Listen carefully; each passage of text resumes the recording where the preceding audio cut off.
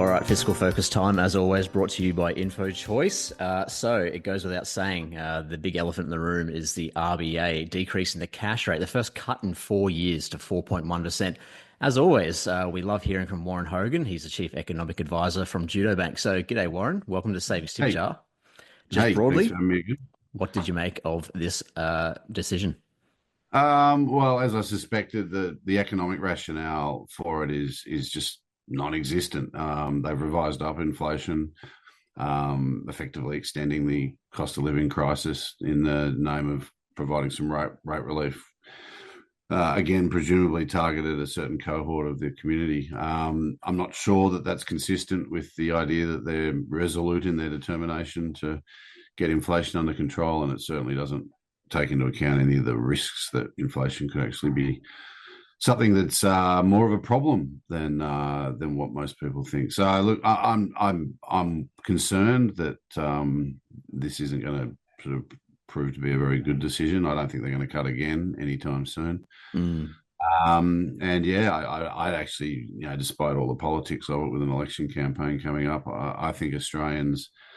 I think one thing that people, so-called political experts misread is the politics of inflation. We saw it all through last year, where every single election held around the world saw a swing against the government.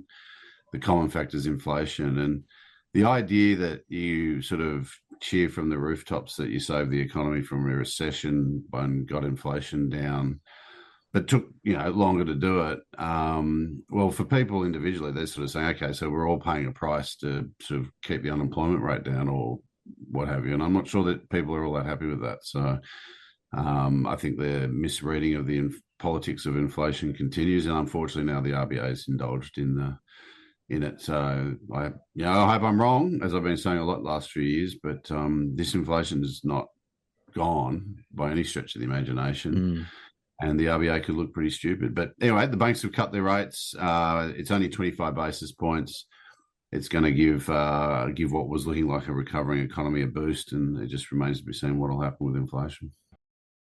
So, Warren, how much do you think Donald Trump has had an impact on this decision? I mean, a lot of people worried about, how his tariffs are going to potentially slow down China's economy. And of course, China's our number one customer. Do you think that has perhaps accelerated the RBA's rate cut? No, they've said, which I think is sensible and which I've been saying, is it's just too early to tell. I mean, it's even though Trump's shown his hand, I mean, even the way he's executed and tried to implement the tariffs has been volatile. And of course, we don't know the full sort of economic strategy that he's undertaking. It's still pretty early days. I think the thing that's worrying for me is, and the RBA comments around risks bears this out, is that they're framing all of the sort of impacts around geopolitics and Trump and tariffs as being a negative for growth. They're not in any way, shape, or form under sort of taking into consideration the fact that what a tariff is inflationary. And that, of course, makes it an even harder sort of, judgment to make about trying to factor it in now. So, look, I don't think it has been a factor. I think it's all domestic. I don't think it's economic factors that are driving this. If it was purely economic factors, the reality is that we have adjusted to this higher interest rate. We have clear evidence now that the consumer is in a recovery phase and that employment is incredibly strong. This idea that the private sector is weak and that the government's here to save the day with all their spending is absolute rubbish. Private sector job vacancies went up at the end of last year. Private sector employment went up in December quarter. They talk about this broadly, but the thing that worries me most is that the way they discuss all the risks in their forecast just doesn't make sense. It's a hodgepodge. So, yeah, it seems to be the RBA making a judgment about how they're perceived in the community and what could happen in the election campaign to their position and the way people talk about them if they didn't cut rates. And they're just sort of taking the judgment that, avoiding that heat is probably the smartest thing. And that the problem they got is if the worst plays out, they're going to look pretty stupid pretty quickly. So. I would have liked to have seen if Glenn Stevens was still at the helm.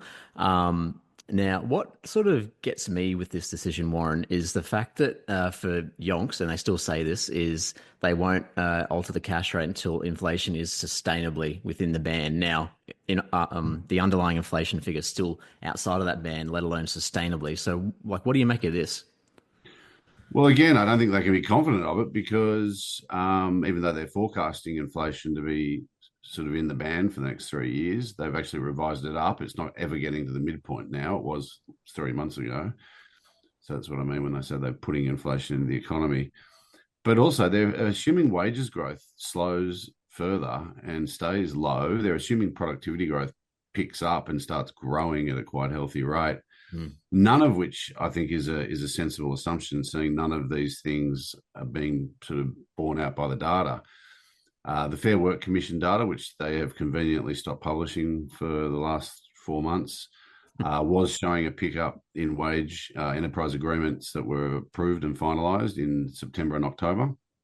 And we do know that the number of agreements, such as the Electrical Trade Union agreement with Ausgrid in New South Wales, came in at 6% annual growth rates for wages. So it's not at all clear that wages are slowing. And of course, the productivity story, we had this massive amount of jobs growth in Q4. And although economic growth will pick up, it's not going to be enough to offset the jobs growth. So productivity is going to be weak again. So they're making these bold assumptions that are essentially a convenient backfill to give them an inflation forecast that is maybe consistent with a rate cut today. It just, none of it adds up. It's certainly not consistent with the RBA we've known in this country. And of course, whatever goes on in, state and federal politics, no matter what whack jobs and bad ideas get into the public domain, investors and Australians have always been confident that the RBA is there to be sensible, to be the adult in the room, and to be staunch and to do the right thing by the community in the long term. And I think that's really coming under some question right now. And it saddens me to say that.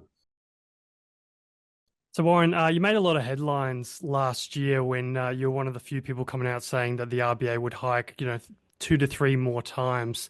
So I guess, what might you say to like the average Aussie that maybe thinks, oh, that guy Warren, why should we trust him? He was that guy that said there would be 3 more rate rises, or there should be 3 more rate rises. What would you say to them to sort of, justify your credibility there? Yeah. Well, look, I mean, I think the fact that we didn't get rate hike, I mean, I can't forecast what 9 people sitting around a boardroom table are going to do. I can only have a go at what 27 million Australians are doing. And what I've been saying about the economy is broadly played out. Inflation's a little bit lower than what I thought it would be. But, we've seen the CPI as a measure of inflation poisoned by the governments of Australia with these subsidies. It's not at all clear that we're getting a good read on inflation from the CPI. So, look, I'm here to just do what I've been doing for 30 years. And, these macroeconomic issues play out over years. But yeah, look, I mean, it's my best endeavors. I sort of thought they might take out that insurance last year. They didn't. They got very close, I think. And that was a judgment call, and that's fine. But I think this cut's, really pushing their luck. And yeah, I mean, it's more than just an RBA cash rate call for what I do. I analyse the economy, and one of the things that I've been doing in this this post-pandemic period is identify that our economy is operating differently to what it has for the previous 60 years. The retirement of the baby boomers has changed everything. It's changed the whole balance in the labour market, and we have labour shortages, not labour excess supply, which was that unemployment issue we faced for so many years. So, we'll see. I mean, if I'm wrong, I'll admit it. But the problem is every year the thing's playing out in line with this. And what we're seeing is potentially bad policy. But anyway, people have got to make their own judgments. And all I can do is explain what I'm trying to say what I'm seeing in the economy. And in 10 words or less, Warren, before we let you go to tune into the press conference, when will an election be? Is Chalmers going to call that sooner rather than later? Well, Chalmers won't. The Prime Minister will. Well, yeah, look, I don't know. I imagine everyone says they're going to go and make that call in the next 10 days. I think that's probably right. They've got a little bit of wiggle room, but one thing's for sure, they don't want to do another budget and mark to market what's going on in the government's finances and show all those deficits. So I think it'll be called in the next 10 days or so, probably Sunday week.